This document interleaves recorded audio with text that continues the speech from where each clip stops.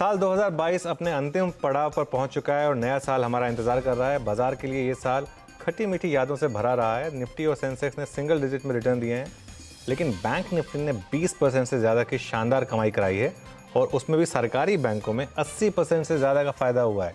ये तो बात पिछले साल की रही, लेकिन सवाल ये है कि साल 2023 भारतीय बाज़ारों के लिए कैसा रह सकता है। और ये समझाने के लिए क्रेडिट स्विस इंडिया के एमडी और India equity strategist Neelkanth Mishra से बेहतर कोई और शख्स नहीं हो सकता है।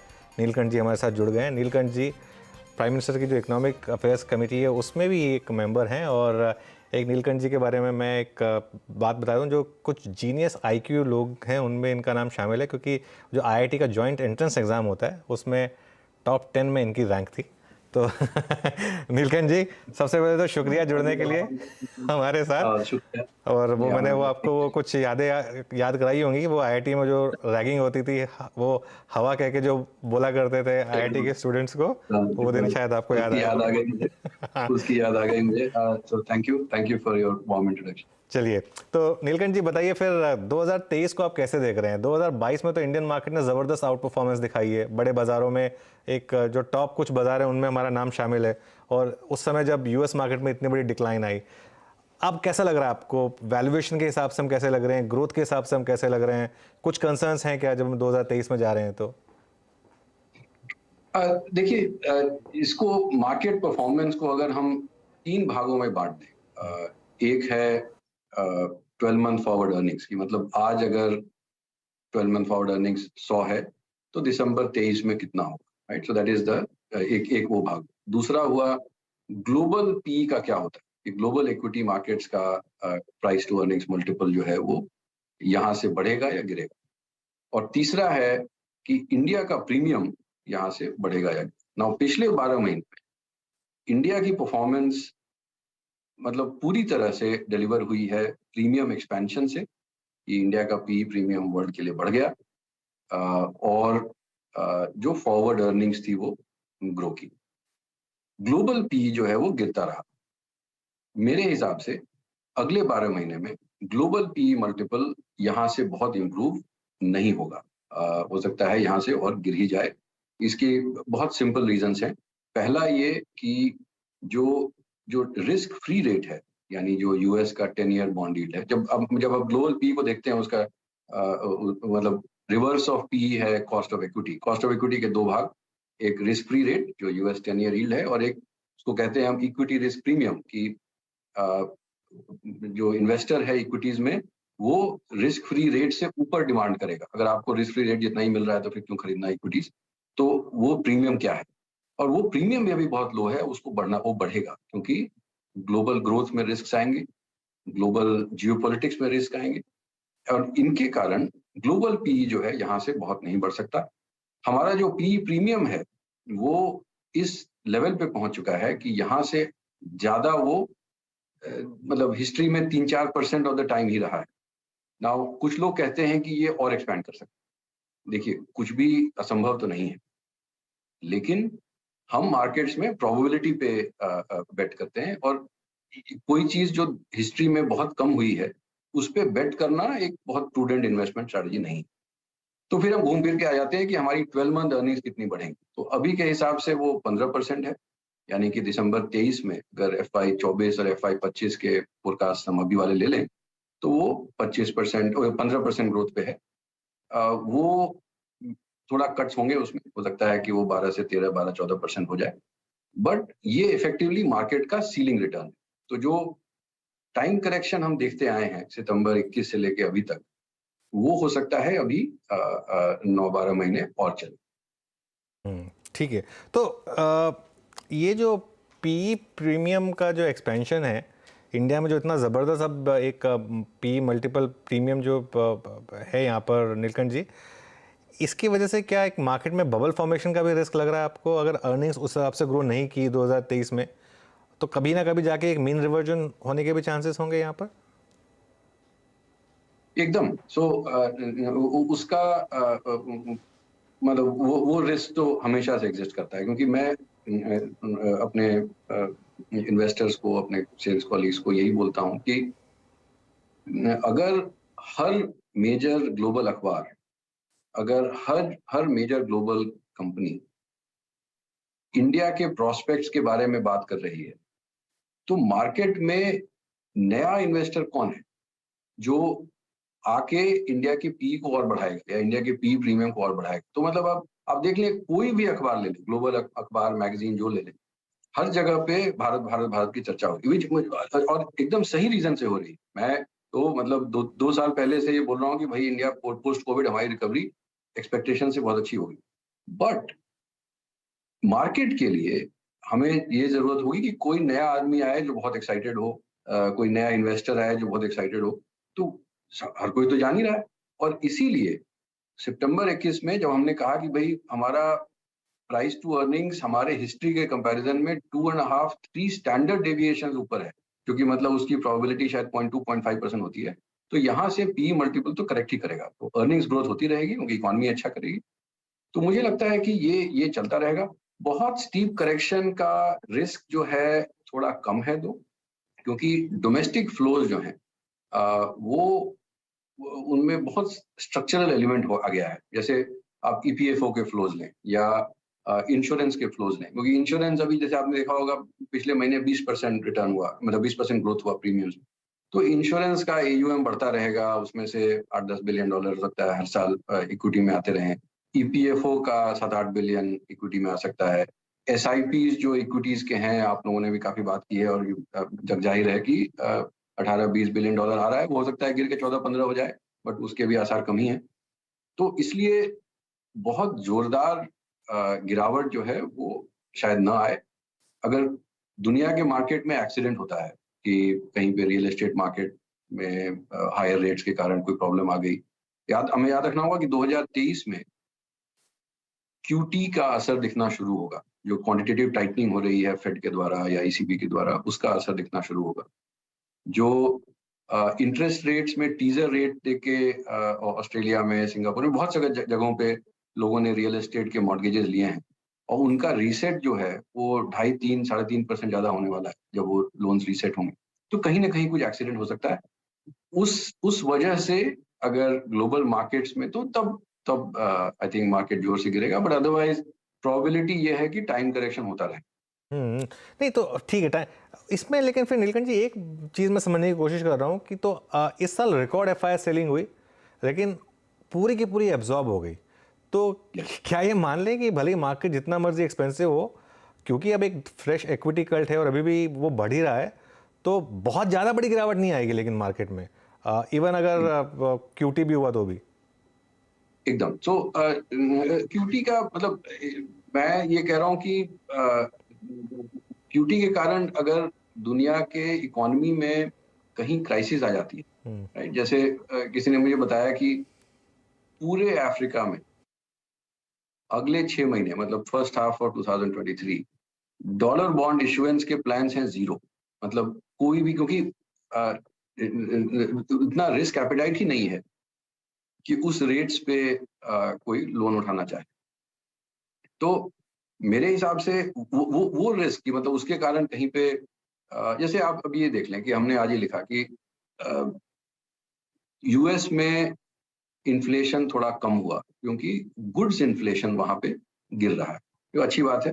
लोग एक्सपेक्ट कर रहे हैं कि रेट्स नॉर्मलाइज हो जाएंगे, बट ये याद रखें कि गुड्स इन्फ्लेशन डिक्लाइन होने का मतलब है कि global export prices of goods are falling, और जो एक्सपोर्टर हैं जो एशिया में बैठे हैं, बहुत हद तक बाहर में कुछ बहुत सारे तो भारत में भी बैठे हैं, उनकी प्राइसिंग पे असर पड़ रहा है। मतलब जहां पे भी हैं, हो सकता है कि पिछले 2-3 साल की प्राइस ग्रोथ जो है वो एक्सेसिव थी, लेकिन अब वहां से तो गिर ही रही है। तो अभी गुड्स डिमांड गिरा, अभी गुड्स का वॉल्यूम गिरा था, अभी प्राइसेस गिरने शुरू हो गई, तो उससे नुकसान तो होगा ना। और कुछ कंपनीज होंगी जिन्होंने लोन लेके एक्सपेंशन किया होगा, उनकी प्रॉब्लम आ सकती है। तो इस तरह के एक्सीडेंट से मुझे चिंता है। मैं मार्केट डाउनसाइड का वो क्यूटी वगैरह से डायरेक्ट लिंकेज नहीं करना चाहता, वो शायद होगा भी नहीं। एक याद रखें कि जब ये प्लम्बिंग रिलेटेड चीजें आती हैं, जैसे ईपीएफओ है, ईपीएफओ को बता दिया भाई जितना आ रहा है उसका 15% जो है तुम इक्विटी में डालो। इंश्योरेंस का है कि भाई X% वो आईआरडीए के नॉर्म के हिसाब से उनको डालना ही है। तो जब मार्केट बहुत ज्यादा गर्म हो जाता है, जैसे सितंबर लास्ट ईयर, तो इंश्योरेंस कंपनीज ने आके बेचा। जब मार्केट थोड़ा ज्यादा ठंडा हो जाता है, जो इस साल के सितंबर में हुआ, उन्होंने खरीद लिया। तो वो मीन रिवर्जन करते रहते हैं। और तीसरा जो मुझे लगता है इसका हमें ध्यान रखना होगा कि जो जो डिस्क्रिशनरी एलिमेंट है, जो आप देखें म्यूचुअल फंड्स में 52% मतलब 52% ओनरशिप जो है वो नॉन एसआईपी रिटेल की है, राइट। आप ईपीएफओ निकाल लें, आप कॉर्पोरेट्स निकाल लें, आप एसआईपी निकाल लें, 52% जो है वो नॉन एसआईपी रिटेल की है। अब उनके पास अलग ऑप्शंस हैं। आप अगर इक्विटी रिस्क प्रीमियम करें इंडिया जीसेक यील्ड पे, तो हमारा ईआरपी अभी नेगेटिव है, यानी कि जो expected returns Indian government bonds पे हैं, जो इंडियन इन्वेस्टर के लिए रिस्क फ्री है, उससे भी कम रिटर्न्स आपको अभी इक्विटीज में मिलने वाले हैं। तो जिसके पास डिस्क्रिशन है वो तो जाके बॉन्ड खरीदेगा। हो सकता है कि वो रियल एस्टेट में इन्वेस्ट करे, क्योंकि रियल एस्टेट प्राइसेस भी अब रिबाउंड कर रहे हैं। तो उससे थोड़ा डिसिप्लिन आता रहेगा। बट मेरे हिसाब से बहुत जोरदार गिरावट, क्योंकि अगर आप 35-40 बिलियन डॉलर इंश्योरेंस, ईपीएफओ और एसआईपी के थ्रू ला रहे हैं, तो मार्केट में बहुत ज्यादा गिरावट आने के आसार थोड़े कम ही। अच्छा, मैं एक आपका सेक्टोरल व्यू पढ़ रहा था, उसमें आपने लिखा है फाइनेंशियल्स आर टॉप पिक, लेकिन उसमें पीएसयूज प्रिफर्ड हैं, और आईटी में मार्जिन्स रिस्क प्राइस्ड इन है, लेकिन टॉप लाइन कट अभी भी प्राइस्ड इन नहीं है, और मॉडल पोर्टफोलियो में stay overweight financials, underweight IT. ये तो 2022 में एग्जैक्टली प्ले आउट हो चुकी है। आपको लग रहा है 2023 में भी ये थीम कंटिन्यू करेगी? हाँ, क्योंकि ऐसा तो है नहीं कि कुछ 31 दिसंबर को सडनली कुछ बहुत मेजर हो जाता है। बिल्कुल, हाँ। वो धरती जो है वो सूर्य के चारों ओर घूम रही है, एक पॉइंट पे थोड़ा कुछ बदल जाएगा। बट मेरे हिसाब से ये चलेगा, क्योंकि सी आईटी में ये एक बहुत बड़ा इशू है। सी आईटी सेक्टर इतना अट्रैक्टिव है कि आप देखें उसकी बैलेंस शीट स्ट्रांग है, उसका कैश पे आउट रेशियो बढ़ रहा है, मैनेजमेंट बहुत अच्छी है, बहुत स्टेडी ग्रोथ है। मतलब वो अगर 10% पे ग्रो नहीं करेंगे तो 7% पे ग्रो करेंगे, बट ऐसा नहीं कि -10 हो जाएगा। तो ये सब चीजें काफी अच्छी हैं आईटी के लिए। बट हमें ये याद रखना है कि जब हमारे आईटी एनालिस्ट ने भी बहुत ही उम्दा नोट लिखा कि उसने ये दिखाया कि देखो, जब यूएस में ग्रोथ स्लो डाउन होता है तो हो सकता है अर्निंग्स डाउनग्रेड 3% ही हो, लेकिन पी मल्टीपल बहुत गिर जाता है, क्योंकि फिर ये सवाल उठने शुरू होंगे कि अरे अब इनको देखना प्राइसिंग प्रेशर आएगा, अरे देखो इनका वॉल्यूम ग्रोथ नहीं आएगा। जैसे आप ये देखें कि अगर क्लाउड कंप्यूटिंग वालों ने अपना इन्वेस्टमेंट करना बंद कर दिया है जो यूएस के, तो लोग जो इनके इन्वेस्टर हैं, जो इनके कस्टमर्स हैं आईटी सर्विसेज के, वो अपना डिजिटल इकोनॉमी और ये सब में क्यों इन्वेस्ट करते रहेंगे, जब वो पेस ऑफ ग्रोथ, जैसे ई कॉमर्स का शेयर अब घूम फिर के वापस प्री कोविड लेवल पे आ गया है, उससे नीचे चला गया, तो फिर लोग क्यों उसमें एक्सेलरेटेड इन्वेस्टमेंट करेंगे। तो बहुत सारे ऐसे सवाल हैं, जब मार्केट्स इनको उठाने लगेंगे, जब मैनेजमेंट कमेंट करने लगेगी कि नहीं उस ग्रुप में हमारा वीकनेस आए, तब पी मल्टीपल्स काफी करेक्ट हो चुके होंगे और तब हम इनको कंस्ट्रक्टिवली देख सकते हैं। फाइनेंशियल्स में ऐसा है कि उनका पी मल्टीपल काफी लो है। एक स्टार्टिंग पॉइंट हमारा जो होता है डिसाइड करने का कि भाई किस सेक्टर में ओवरवेट होना है, किस सेक्टर में अंडरवेट होना है, एक बहुत सिंपल हम ये देखते हैं, उसको हम जेड स्कोर कहते हैं। जैसे कितने standard deviation above 10 year moving average, 10 साल का पी अगर 20 है, स्टैंडर्ड डेविएशन 2 है, तो अगर कोई 16 पे ट्रेड कर रहा है तो वो अट्रैक्टिव होगा, राइट। तो वो फर्स्ट लेवल स्क्रीनिंग है। उसके बाद हम ओवरले करते हैं कि इसमें अर्निंग्स कट का क्या सीन है। हो सकता है कि पी मल्टीपल इसलिए नीचे है कि वो उसकी अर्निंग्स कटने वाली है। तो फाइनेंशियल्स में पी मल्टीपल लो है, ग्रोथ एक्सपेक्टेशन अच्छी है, और risk of downgrade to earnings भी काफी कम। तो इन सब के कारण मुझे लगता है कि ये, और फाइनेंशियल्स में जैसे आपको भी पता है कि वो एक वर्चुअल स्पायरल बनने लगता है कि अगर वो 17-18% आरओई बनाने लगे तो उनके पास री इन्वेस्टेड कैपिटल आने लगता है, उसके बाद उनका प्राइस टू बुक बढ़ जाता है, उनको कैपिटल रेज भी करना होगा तो वो मनी टाइम्स बुक पे करेंगे। तो ये सब चीजों के कारण मेरे ख्याल से फाइनेंशियल्स में अभी भी काफी दम है। आपको याद होगा पिछले फर्स्ट हाफ तो फाइनेंशियल गिर ही रहे थे, जब फॉरेनर्स बेच रहे थे, वो केवल वो फाइनेंशियल ही ज्यादातर होल्ड करते हैं, तो वो आके जब इंडिया बेच रहे थे, फाइनेंशियल बेच रहे थे, तो पी मल्टीपल्स काफी गिरे हुए थे। मेरी तो इन्वेस्टर से बात होती थी तो कहते कितने दिन तक बेशर्मों की तरह फाइनेंशियल पुश करते रहोगे, वो स्टॉक चलते ही नहीं है। बट फंडामेंटल्स जब तक इंटैक्ट हैं तो मेरे ख्याल से इन्वेस्टर्स को, और पी मल्टीपल्स एक्सेसिव नहीं है, तो मेरे हिसाब से वो फिर भी एक अट्रैक्टिव सेक्टर। अच्छा, अब वो फ़ोन करके नहीं बोल रहे कि अब और कितना पुश करोगे? अब इतनी बड़ी रैली तो ऑलरेडी आ चुकी है। ख़ासतौर से पीएसयू बैंकों में, नीलकंठ जी, इतनी बड़ी रैली पीएसयू बैंकों में। मैं देख रहा था पीएसयू बैंक इंडेक्स, इंडेक्स पिछले 1 महीने में करीब-करीब 20% भाग गया। साल में तो करीब-करीब 80% भाग गया। लेकिन अभी भी आपको लग रहा है कि पीएसयूज़ में जगह है? जी हाँ, मुझे लगता है कि वो अभी भी है, बट पीएसयूज में हम थोड़े सेलेक्टिव हैं। सी हम भी पीएसयूज पे ओवरवेट रहे हैं, मतलब करीब 1 सवा साल से। पहले 6 महीना काफी कष्ट हुआ, उसके बाद रिटर्न्स अच्छे आए। लेकिन मेरे हिसाब से उसमें भी हम टॉप 3-4 जहाँ पे एटलीस्ट या तो अभी ही ऑलरेडी आरओए आरओई अच्छे हो गए हैं, आरओई जो है वो कॉस्ट ऑफ कैपिटल के ऊपर है, मतलब एटलीस्ट डबल डिजिट के आसपास है, अ, या हो जाएगी।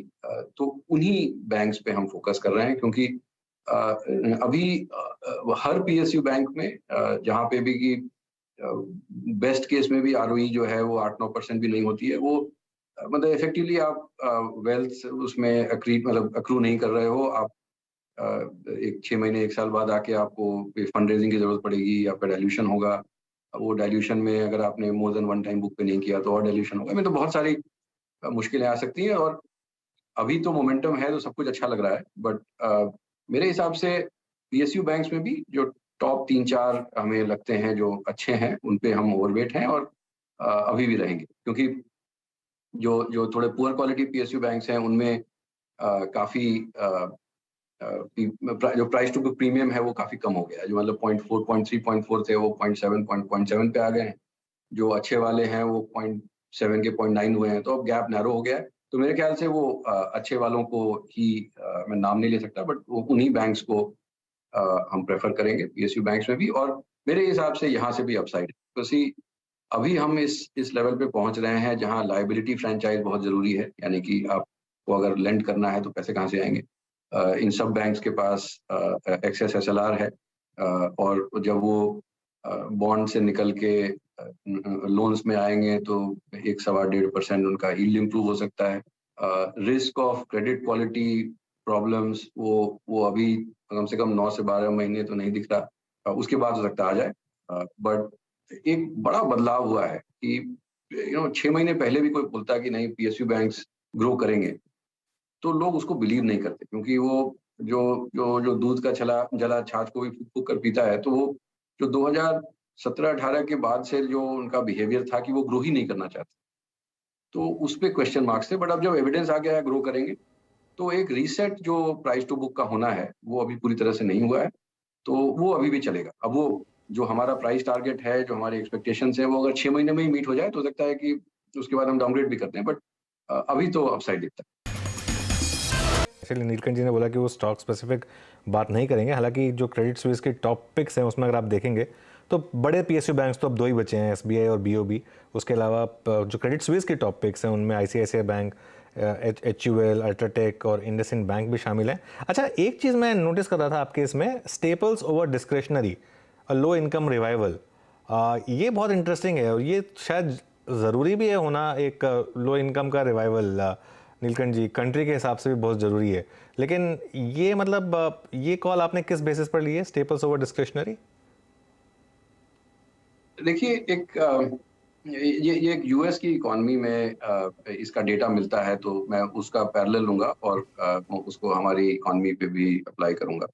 सो जो कोविड लॉकडाउन के समय जब सेविंग्स बढ़ी, राइट, हमारे यहाँ भी सेविंग्स बढ़ी थी, बट हमारे यहाँ वो ग्रैनुलैरिटी नहीं है कि टॉप क्वार्टाइल का कितना बढ़ा, बॉटम क्वार्टाइल का कितना बढ़ा, वगैरह वगैरह।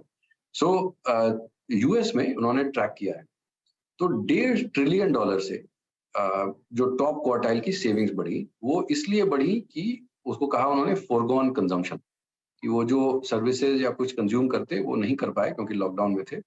अब ये 1.5 ट्रिलियन जो है ये effectively was the income for the bottom half, right. So वो इनकी अर्निंग नहीं हुई, इनका कंजम्पशन नहीं हुआ। यूएस में क्योंकि उन्होंने काफी फिस्कल पैसे बांटे, तो इसलिए बॉटम हाफ का कंजम्पशन पे असर ज्यादा नहीं पड़ा, क्योंकि ये जो लॉस ऑफ इनकम था उसको कॉम्पेंसेट कर दिया फिस्कल ट्रांसफर्स ने। तो कुछ एक्सेसिव हुआ, उसी का खामियाजा भुगत रहे हैं, बट पॉइंट इज की उन्होंने पैसे दिए और खर्चा हुआ। हमारे यहाँ पे भी वही हुआ, राइट, क्योंकि आप जब लॉकडाउन करते हो तो लोग रेस्टोरेंट नहीं जाते, लोग ट्रैवल नहीं करते, लोग फ्लाइट नहीं लेते, ट्रेन नहीं लेते। तो बहुत सारी ऐसी समस्याओं को के कारण यहाँ पे भी इनकम, यहाँ सेविंग्स बढ़ी, यहाँ पे इनकम गया।